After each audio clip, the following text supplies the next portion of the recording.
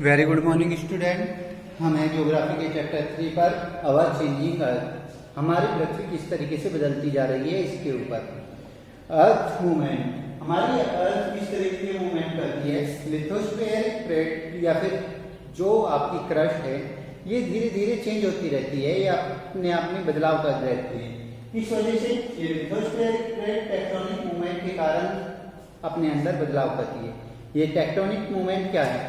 Tectonic plate वे plate हैं, वे sales हैं जो धरती के गर्भ में या अंदर स्थित हैं। वे हमेशा हिलती डुलती रहती हैं क्योंकि वे मोल्टन स्टेज में है, क्योंकि पृथ्वी अंदर से गर्म है। मोल्टन स्टेज में होने के कारण वे दो प्रकार का फोर्स लगाती हैं, एक्सोगेनिक और एंडोगेनिक फोर्स, जिसकी वजह से पृथ्वी के धरातल में बदलाव होता रहता है, या फिर उसकी ऊपरला सरफेस जो होता है वह चेंज होता रहता है। आइए जानते हैं इसके बारे में। एंडोगेनिक फोर्स, ऐसा फोर्स जो पृथ्वी के अंदर से बाहर की ओर लगता है, एंडोगेनिक फोर्स कहलाता है। इसे हम नीचे से या अंदर से लगने वाला फोर्स कहते हैं, जो इसकी वजह से आपके वोल्केनिक इवोपोरेशन भी होते हैं, या फिर आपके ज्वार भाटे भी आते हैं। इस तरीके से एक्सोगेनिक फोर्स वो फोर्स है जो सरफेस पर लगता है, ये नदियों की वजह से लगता है। इसके अलावा ये ऊपरली सतह पर होने वाले विभिन्न प्रकार के कंस्ट्रक्शन वर्क के कार्य में लग सकता है। इसके अलावा मनुष्य द्वारा की जाने वाली क्रियाओं के कारण भी एक्सोगेनिक फोर्स लगता है। इनके कारण होने वाले बदलाव पृथ्वी में विभिन्न प्रकार के मूवमेंट को जन्म देते हैं, और पृथ्वी में विभिन्न प्रकार के मूवमेंटों के कारण विभिन्न प्रकार के बदलाव आते हैं। वेल्केनोज क्या है? वेल्केनो ज्वालामुखी को कहते हैं, ये विभिन्न प्रकार के हो सकते हैं। आइए जानते हैं इनके बारे में। वेल्केनो एक ट्रायंगुलर संरचना है जो आपके ऊपर से एक वेकेंट एरिया रखती है। ये तीन प्रकार के होते हैं।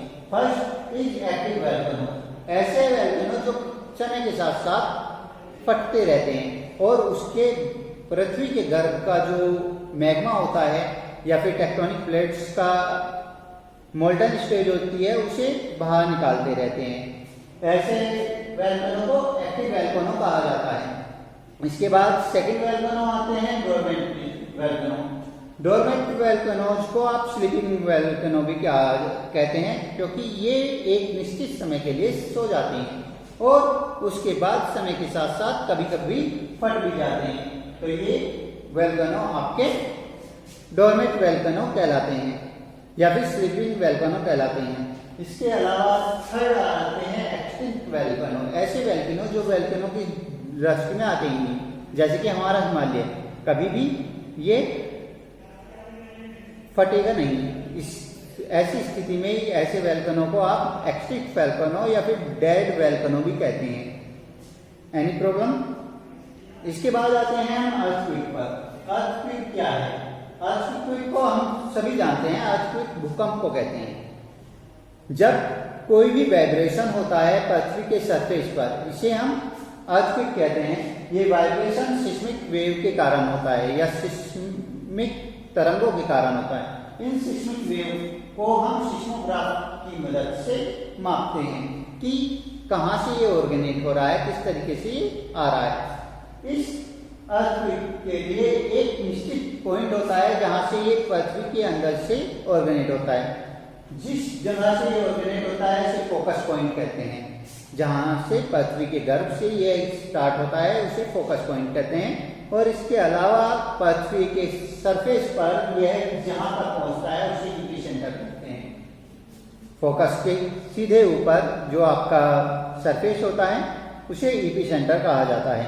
Any problems regarding this point? इसके बाद आते हैं हम डिग्रेडेशन और एलिवेशन पर। डिग्रेडेशन क्या होता है? पृथ्वी धरातल पर ऊंचे पर्वतों से आने वाला पानी विभिन्न प्रकार के सरफेस के इरोड मटेरियल को तोड़ता हुआ आता है, इसे डिग्रेडेशन कहते हैं।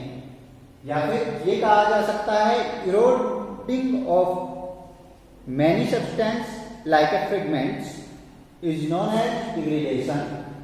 ये विभिन्न एजेंटों की वजह से हो सकता है, वाटर की वजह से भी हो सकता है, एयर की वजह से भी हो सकता है, आइस की वजह से भी हो सकता है।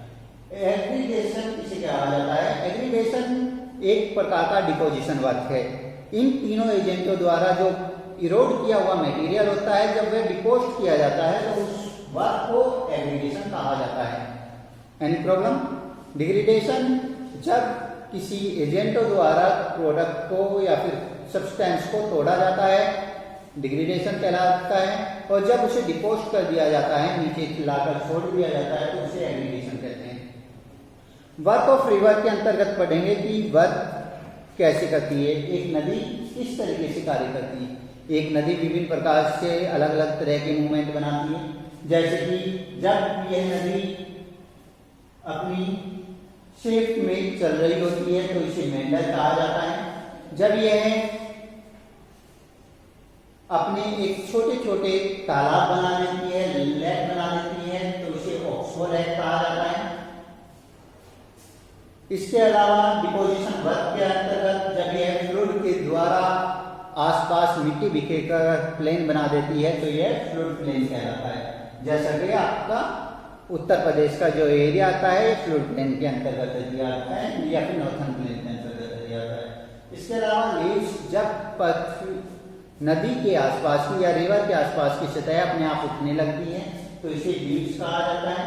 डिस्ट्रीब्यूटेड जब एक मेन रिवर से छोटी छोटी नदियां निकल जाएं या फिर छोटे छोटे दूसरे स्ट्रीम्स निकल जाएं तो इसे डिस्ट्रीब्यूटेड या सहायक नदियां कहा जाता है। इसके बाद लास्ट डेल्टा। डेल्टा जब इरोड मटेरियल को लाकर रिवर डिपोस्ट करती है तो उस डिपोजिशन में जब एक अच्छी खासी भूमि का निर्माण हो जाता है या फिर एक रेक्टेंगुलर फॉर्म भूमि का निर्माण हो जाता है तो उसे हम डेल्टा कहते हैं। इसी तरीके से जिस तरीके से आपकी रिवर वर्क करती है उसी तरीके से हमारे समुद्र की वेव भी वर्क करती है। आगे जानते हैं समुद्र की ये वेव किस तरीके से वर्क करती है। जब समुद्र की वेव किसी बॉल से टकराकर एक तरीके से उसे भूमि से अलग कर दें और एक वॉल लाइक संरचना बना दे तो उसे हम सी क्लिफ कहते हैं। जब इस सी क्लिफ में वह बार बार टकराकर एक आर्च बना दे या फिर एक हेलो स्पेस बना दे उसे सी आर्च कहते हैं। जब यह हेलो स्पेस आर पार हो जाए तो इसे स्टक कहा जाता है, और जब यह स्पेस बिल्कुल पहले वाली जो आपकी वाल है उससे अलग हो जाए तो इसे स्टम्प कहा जाता है। इसके अलावा जो आपकी वेव हैं जो वे इरोजनल वर्क करती हैं या फिर डिपोजिशन वर्क करती हैं, इन कणों को बीच के ऊपर या फिर कोस्टल एरिया के ऊपर फैलाने का कार्य करती हैं, तब आपका बीच बनते हैं या फिर तट बनते हैं। Any problem? इसी तरीके के वर्क आइस और विंड द्वारा भी किए जाते हैं। आइस के ये वर्क ग्लेशियर द्वारा किए जाते हैं। ग्लेशियर वर्क के अंतर्गत जब ग्लेशियर पिघलते हुए बहना शुरू करते हैं तो वे विभिन्न प्रकार के मटेरियल को तोड़ते हुए या फिर पर्वतों को तोड़ते हुए गुजरते हैं, और इस तरीके से वे मेंडल्स मोरेन्स का निर्माण करते हैं। मोरेन्स एक चेयर नुमा संरचना होती हैं जो विभिन्न प्रकार के डिपोजिशन वर्क से होती है ग्लेशियर के। इसके अलावा विंड क्या करती है? विंड विभिन्न प्रकार से सैंडडून्स का निर्माण करती है, जैसे कि हम रेगिस्तान में देख सकते हैं, रेत के टीलों का निर्माण करती है। इसके अलावा ये मशरूम रॉक्स का भी निर्माण करती है। जब हवा बहनी शुरू होती है तो यह किसी चट्टान के निचले एरिया को छोटा कर देती है और ऊपर एक बड़ी संरचना बन जाती है। ये बिल्कुल एक मशरूम की तरह होता है जिसे आप लोग सांप की छतरी भी कहते हैं। इस तरह के वर्क को आपके डिपोजिशन वर्क कहा जाता है, इरोजनल वर्क किया जाता है विंड का। इस तरीके से आपका ये लेसन कंप्लीट होता है। इसे कंप्लीट रखते हैं।